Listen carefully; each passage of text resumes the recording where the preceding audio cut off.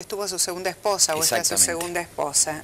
Se redujo mucho el número de ferroviarios en esos años, en los 90. Sí, de 95.000 a 14.000. De 95.000 trabajadores a 14.000. Ese es el resultado del desmantelamiento de la infraestructura ferroviaria. Perdió su base de sustentación gremial, Pedraza, entonces. Exactamente. Bueno, parece que tiene otra base de sustentación. Exactamente. A ver. La verdad es que estamos ante un personaje que representa lo peor del sindicalismo, ¿no? Es un personaje que convalidó todo lo que fue la entrega a las privatizaciones en la década menemista, que ojalá, yo digo, lo de hoy signifique, por un lado, un acto de justicia por el tema de Mariano Ferreira. Me parece, ojalá empiece a cerrarse un círculo en el cual se haga justicia en una muerte tan injusta, una muerte de una persona de la resistencia, de la lucha como Mariano Ferreira. Y por otro lado, ojalá también empecemos una Argentina nueva con un sindicalismo sin patotas y realmente sin sindicalistas enriquecidos. Porque hoy yo lo hablaba con alguna otra gente y decía, no lo detuvieron en una casita de clase media. No. Lo detuvieron en un piso de Puerto Madero, o sea, marca tantas contradicciones entre la representación del verdadero trabajador y lo que debe ser un representante gremial, genuino, y que evidentemente estuvo con Menem, con Kirchner, con Duhalde, y a su vez ahora está convalidando todo un negocio que es el negocio del Belgrano Cargas, que por otro lado recordemos que no solamente está a cargo del directorio una parte de ellos, sino que también está Moyano. O sea, es casi una contradicción, pero este gobierno tiene como parte del directorio del principal transporte de carga ferroviaria en la Argentina, es el transporte de carga que pasa por 14 provincias, lo tiene de uno de los directores al jefe de los camioneros, o sea, de la principal competencia, por lo tanto no hay voluntad de que funcione, ¿no?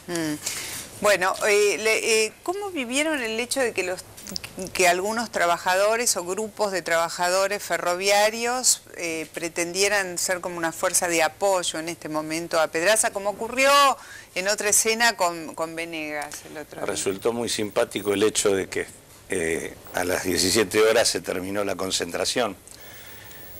Uno sabe que toda estructura sindical tiene una estructura de empleados asociada que tiene que ver con el funcionamiento de su gestión, y la verdad que es casi un horario de oficina el que determina el funcionamiento de la concentración. Pero independientemente de eso, a mí me parece muy importante que se haya reactivado la investigación sobre este caso.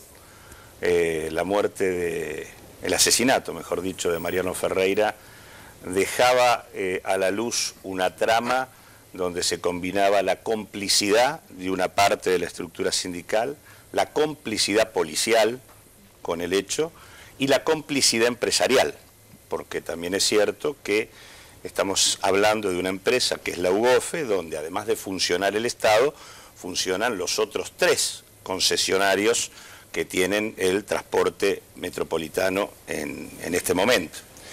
Y también, digo, está demostrado en la causa que buena parte de los que integraban la patota que actuó tuvieron licencia para poder actuar en el marco de lo que terminó siendo el asesinato de Mariano.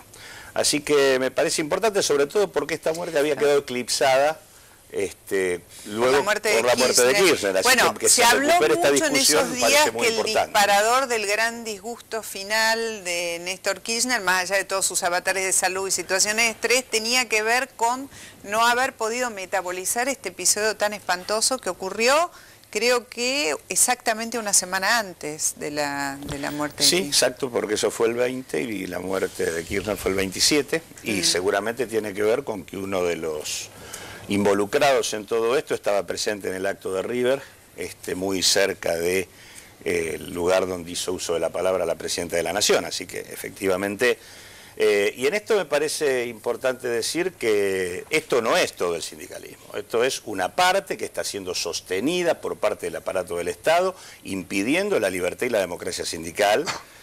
Y lo que ocurrió con Mariano Ferreira es algo que ocurre, digamos, lo que ocurrió, no en términos de asesinato, pero digo, la represión sobre aquellos que llevan adelante el intento de organizar a los trabajadores por fuera de las estructuras sindicales dominantes y sostenidas por la gestión gubernamental, muchas veces, normalmente pagan o con el despido o con la represión el intento de hacerlo. Por lo tanto, digo, es algo que funciona de manera cotidiana. Recién Juan Carlos Morán decía que ojalá esto sirva para hacer justicia en el caso de Mariano Ferreira, y yo pensaba también que, bueno, la pena en el derecho penal siempre tiene un fin que también es ejemplarizador hacia adelante, ¿no? Si la aplicación rigurosa del derecho sobre aquellos que utilizan la violencia para hacer política, para defender negocios desde adentro de la estructura del sindicalismo, se aplica, probablemente disuada al que viene atrás. Si el final de un hombre de esta naturaleza estuvo tan cerca del poder,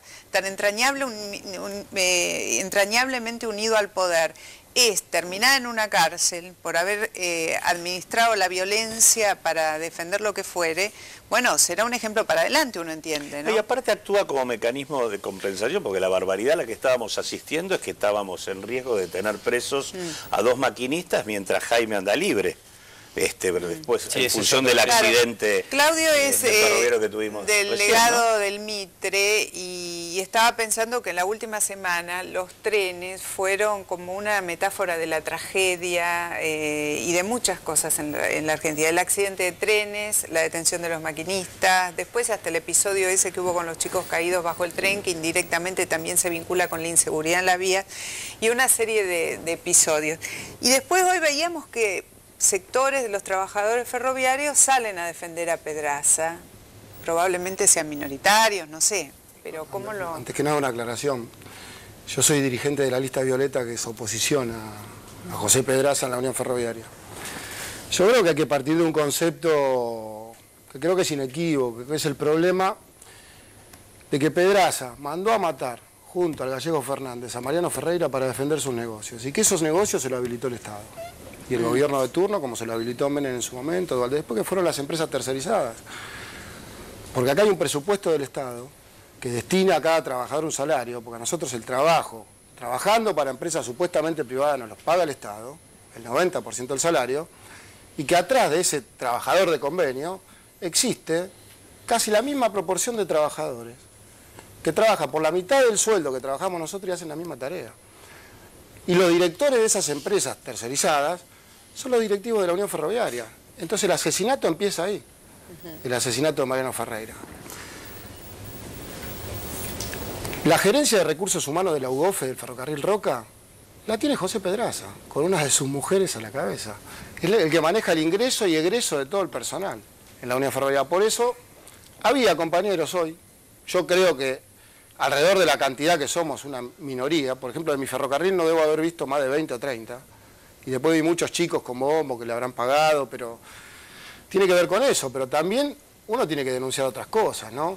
Ha habido actos con la señora presidenta en obras sanitarias, en el estadio de River, en muchos lugares donde se han levantado turnos completos de trabajadores, no pudiendo brindar el servicio que tiene que brindársele al pasajero, y que se han ido a un acto con la presidenta. Entonces todo habilita, digamos, una trama de poder y de corrupción que existe, que termina en el asesinato de una persona para defender esos millones que ganan.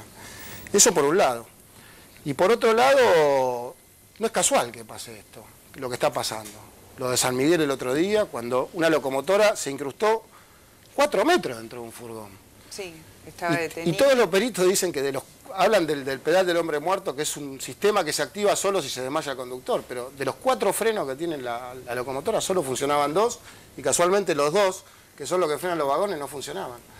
Entonces hay una falta de mantenimiento, un lavado de dinero tan grande que hace que pasen estas cosas y que se peligre. Entonces, si nosotros no tenemos un proyecto integrador para recuperar los ferrocarriles, para toda la gente, para que vuelva a prestar un servicio, unificar el país, que las economías regionales se fortalezcan alrededor del transporte más barato, más económico y menos contaminante. La destrucción del ferrocarril tiene que ver hasta con los accidentes en la ruta, están sobrecargadas de camiones, de colectivos, Sí, entonces sí. todo tiene que ver con está todo, claro, ¿no? Está claro que este gobierno, al igual que el menemismo, apostó al transporte automotor en detrimento del transporte ferroviario, que lógicamente cuando uno analiza la siniestralidad, y analiza hasta las causas de muerte y las causas de salud, porque la verdad es que la principal causa de muerte en los menores de 32 años son los accidentes de tránsito. Y lamentablemente cada 4 accidentes de tránsito, en uno es protagonista un camión. Nuestras rutas no tienen autovía, no tienen doble vía, pero ha habido toda una estrategia, por eso yo decía, no es casualidad que Moyano sea uno de los directores del principal transporte ferroviario, porque hay toda una política para que el transporte ferroviario de carga y de pasajeros no evolucione en la Argentina. Se necesita una fuerte inversión, pero se necesita también niveles de transparencia absoluto. En el sistema de transporte ferroviario ha habido realmente un festival de subsidios y ha habido niveles de corrupción en transporte que diría que es la principal área junto a energía en donde se ha concentrado la corrupción. Sobre el caso de San Miguel podemos hablar de la responsabilidad de la provincia inclusive. No, dos cosas, ¿no? Porque también incluso frente al hecho de lo de San Miguel, lo que uno observa es que poniéndose mal, por supuesto, porque la responsabilidad es concurrente, tanto de la provincia de Buenos Aires como de la Nación, se interviene Ferrobaires poniendo al frente a un señor, Maitana, hombre que estuvo al frente del proceso de concesiones ferroviarias al comienzo del menemismo, que luego pasó al grupo EMEPA, uno de los beneficiarios del proceso privatizador, que se quedó con Ferrovías y con la Hidrovías, y que luego pasó al grupo Taselli, que se quedó con Belgrano Sur, con el Roca y con el San Martín. San Martín, Belgrano Sur y Roca, que hizo bolsa, porque en realidad se pone la responsabilidad en Ferrobaires por el caso, que es el tren que se lleva por delante al San Martín, pero no se dice que cuando uno mira el vagón del San Martín, ese vagón se arrugó como si fuera de papel, cuando en la práctica la resistencia a la compresión que ese vagón tiene que tener por ser un coche Matterford debiera ser hasta 70 toneladas. Buena parte, los muertos aparecen casualmente en los lugares donde se produce la arruga del vagón. Los asientos que tenían son asientos bajos que no tienen apoyacabeza, con lo cual son una invitación a que uno se rompa la columna o se desnuque.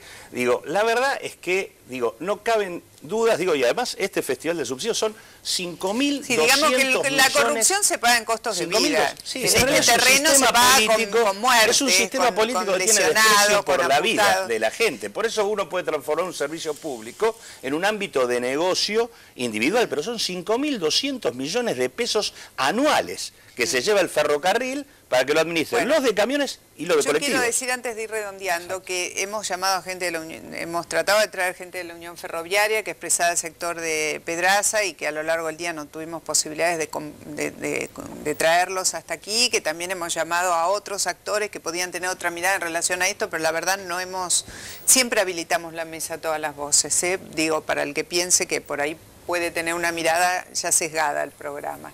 La verdad es que los últimos días para ustedes, los trabajadores ferroviarios, por un lado fueron días tremendos, pero por ahí también son días en los que se abre la posibilidad de un debate pendiente. Lo decía Claudio recién. Nosotros, primero que los aprietes y las amenazas siguen hoy en el Roca, no es que terminaron. Los mandan a limpiar a los compañeros tercerizados que pasaron a planta, que ya son compañeros de planta, a limpiar vagones oscuros y ahí los apretan. Entonces, uno tiene que denunciar eso. Eso por un lado. Por otro lado, uno hace años que sufre la presión de un servicio que, al no haber inversión, se va deteriorando. Porque este fue un choque, el de San Miguel, pero acá en Palermo, en el ferrocarril, hubo 2 choques grandes, donde hubo más de 50 heridos. Y no hubo muertos porque son planas nada más, porque la locomotora se incrustó en el otro. Pero entonces estamos ante una tragedia de proporciones si esto sigue así. Entonces hay que cambiar. Sí. El tema es cómo se cambia, porque con el dinero que decía Claudio recién, 5.200 millones de pesos anuales. Cuando el gobierno de Menem dijo que cerraba los ferrocarriles porque daban pérdida y perdían ¿cuántos kilómetros, cuántas estaciones, cuántos vagones, cuántos talleres, cuántas cosas recuperaría el país? Y tendríamos un país productivo. Sí, ahí tampoco está computado la siniestralidad que también vial, que son 8.000 muertos por año, 12.000 lisiados, miles de heridos. Tal cual. Entonces, si nosotros no tenemos un proyecto que abarque a todos los argentinos, provincia por provincia, que haya alguien, a la cabeza de ese proyecto, que ese dinero, que en vez de irse afuera, se invierta en el país. El próximo 2 de marzo, por eso el 2 de marzo tenemos planteado desde Proyecto Sur un acto en Retiro, recordando el aniversario de la nacionalización de los ferrocarriles y para plantear el plan de reconstrucción integral. Digo, está claro que si nosotros invertimos 600 millones de dólares durante 5 años, reconstruimos los 5 corredores básicos que necesitamos para hacer funcionar esto como corresponde. Nosotros hemos presentado precisamente porque no solo hay que ver la crítica a todo este modelo, que evidentemente hay una cuestión de connivencia y de corrupción entre empresarios, entre funcionarios y entre algunos sindicalistas, pero hemos presentado la propuesta del 6 de enero que incluye también un plan de infraestructura no solamente vial, sino del sistema ferroviario. Bueno, quiero decir más allá de este costo de muerte, si ustedes seguramente van a refrendar lo que digo, en los últimos años ha habido varios asesinatos al interior de las filas gremiales o sindicales que quedaron en la oscuridad y en la impunidad y que probablemente tengan que ver con tensiones internas, ajustes de cuentas, venganzas, una cantidad de cosas, muchos de los cuales quedaron subsumidos en eventuales episodios de inseguridad, confusos episodios de supuesta inseguridad urbana, ¿no? Pero ha habido por lo menos en 3 años... Por lo menos nosotros, por eso hemos construido otra central. Hay cierta estructura sindical que está terminada. Sí, y hay otra que no está, digamos, no tiene personería jurídica. No, por eso digo, siempre, bueno, es lo mismo que dije antes, es más difícil ser candidato a delegado en un establecimiento que ser candidato a presidente. Igual, por lo que dice Claudio, quienes trabajamos y militamos sindicalmente en gremio de la CGT, por lo menos mi punto de vista es que primero la CGT y ningún sindicato de la CGT es de estos empresarios de turnos, asesinos muchos, que se matan entre ellos por los negocios, sino que son de los trabajadores. Nacieron como una herramienta de los trabajadores para poder defenderse inclusive del patrón. Bueno. Y tenemos que recuperarlos. Así como debemos recuperar el ferrocarril, y yo también invito al acto del 2 de marzo en Retiro, se va a hacer a las 19 horas, porque muchos ferroviarios adherimos y somos parte de esa recuperación de los ferrocarriles porque son nuestros. Entonces peleamos por cosas que son nuestras. Bueno, muchas gracias a los tres. Tenemos que dejar aquí porque después de la pausa comercial vamos a hablar del tema de las elecciones y las colectoras, de las listas colectoras o recolectoras o como quieran llamarlas. Tras la pausa, sigan opinando.